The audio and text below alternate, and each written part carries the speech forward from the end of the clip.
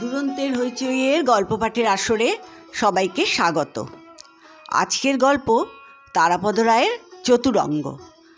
তারাপদ রায় বাংলা সাহিত্য জগতে এক উল্লেখযোগ্য নাম।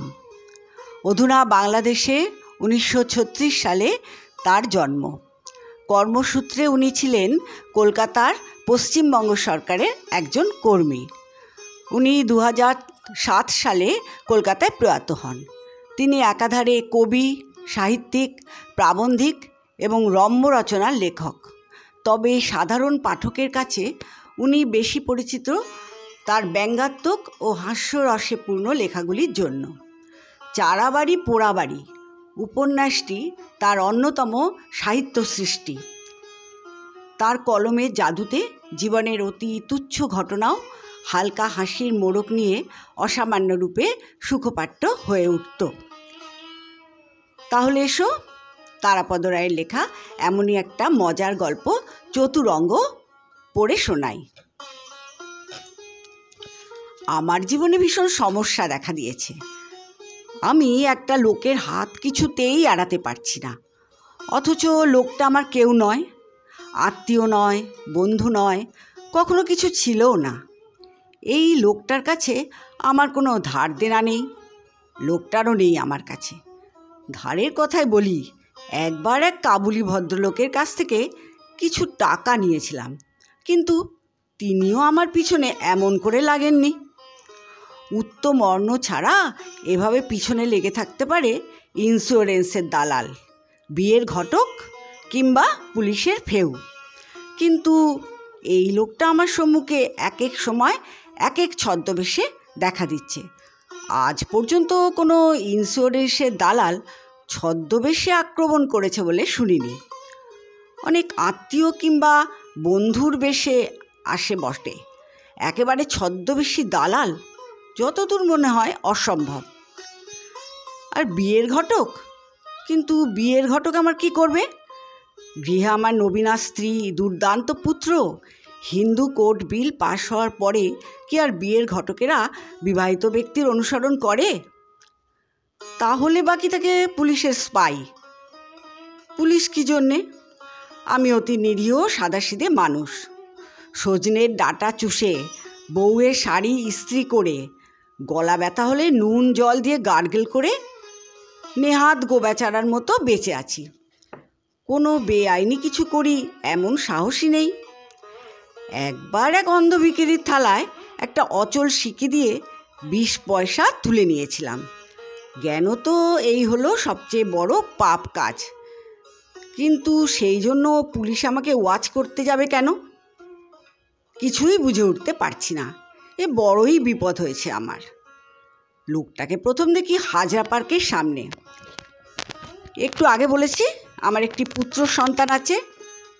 সে সদ্য কথা বলতে শিখেছে। প্রথমেই যে 5-7টি শব্দ সে উচ্চারণ করতে শেখে, তার মধ্যে একটি হলো বাবা আর অন্য একটি ট্যাক্সি। এই শব্দ দুটি সে অধিকাংশ সময়ই একত্রে উচ্চারণ করে।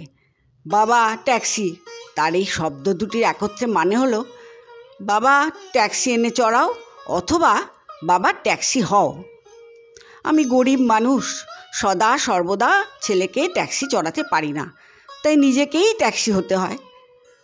আর ট্যাক্সি হওয়া মানে ছেলেকে কাঁধে নিয়ে রোদ হোক, বৃষ্টি হোক, দিন দুপুর বা মধ্য রজনী হোক, মাইল 1.5 ঘুরে আসা। কোলে বা কাঁধে নিলে চলবে না, কুরুক্ষেত্র কাণ্ড হবে। সেদিন বাড়ি থেকে ট্যাক্সি হয়ে বেরিয়ে ছেলেকে কাঁধে নিয়ে মাইলখানেক হেঁটে হাজরা পার্কের সামনে একটু বিশ্রাম নিচ্ছি। আমার পাশেই লোকটা চানাচুরের প্যাকেট নিয়ে একটা ঝুড়িতে করে বেচছে। তারস্বরে চেঁচিয়ে খদ্দের আকর্ষণ করার চেষ্টা করছে। চানাচুর, এ বাবু চানাচুর, চানামোহন কা চানাচুর। চানাচুরওয়ালার নাম চানামোহন। নাম শুনে একটু ভালো করে তাকিয়ে দেখলাম লোকটাকে। নিতান্ত সাধারণ হিন্দুস্থানি চেহারা, গলায় মাদুলি, কাঁধে গামছা, গোয়ালাদের মতো গোঁফ।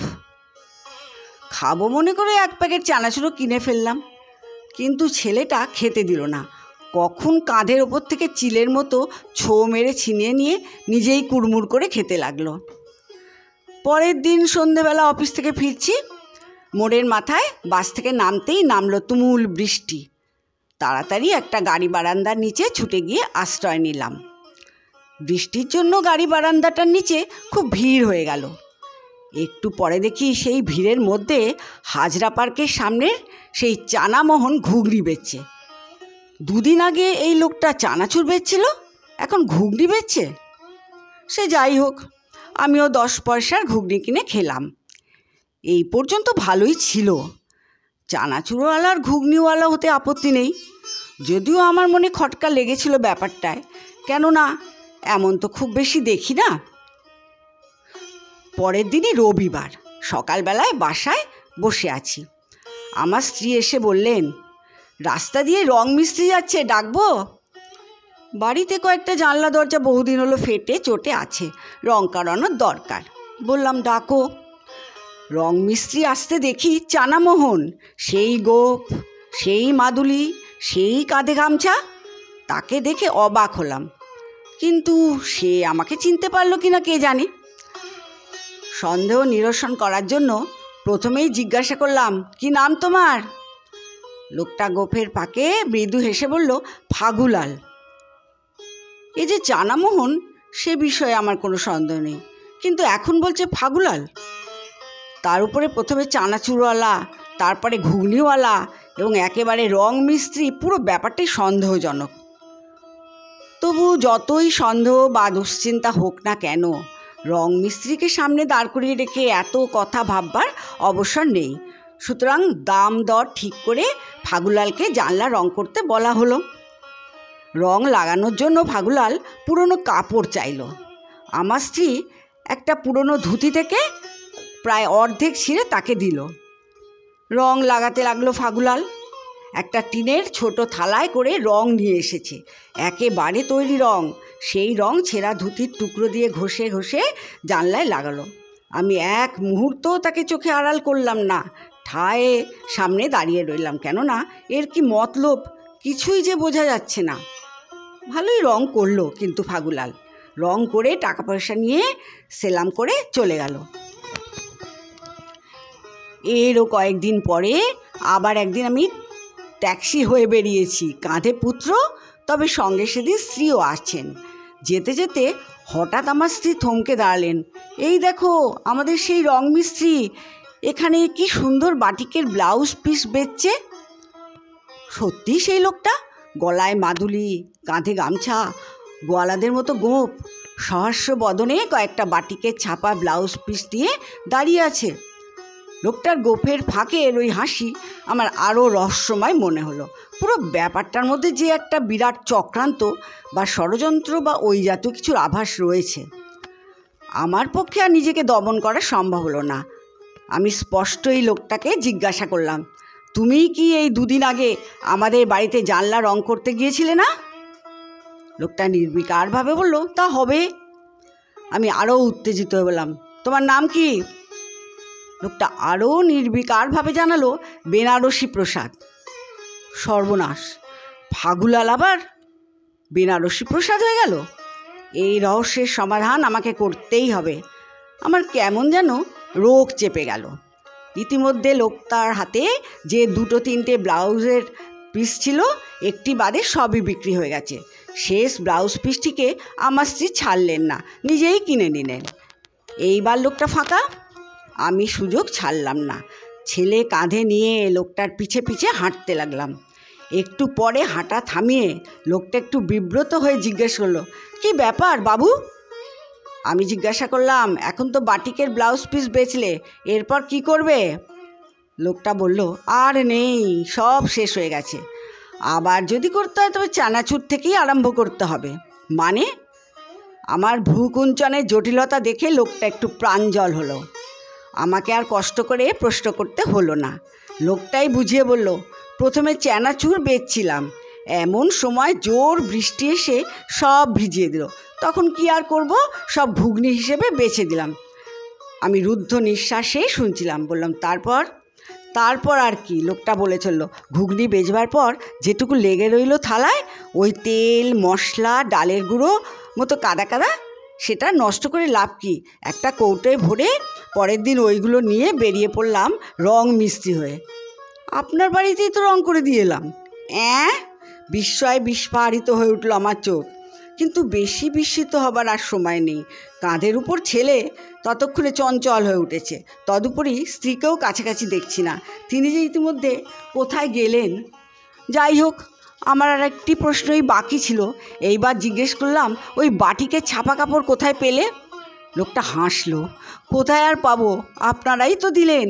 সেই যে ছেঁড়া ধুতি দিলেন জানলায় রং লাগাবার জন্য। ছেঁড়া ধুতি? আমি হতভম্ব হয়ে গেলাম। হ্যাঁ, সেটাই রং লাগানো হয়ে গেলে রোদে শুকিয়ে 3 টুকরো করে বেচে দিলাম। তাড়াতাড়ি জবাব শেষ করে লোকটা আবার হাঁটা শুরু করলো।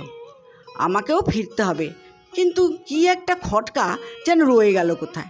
দাঁড়িয়ে দাঁড়িয়ে ইতস্তত করতে লাগলাম। এমন সময় লোকটা নিজেই কেন যেন ফিরে এলো।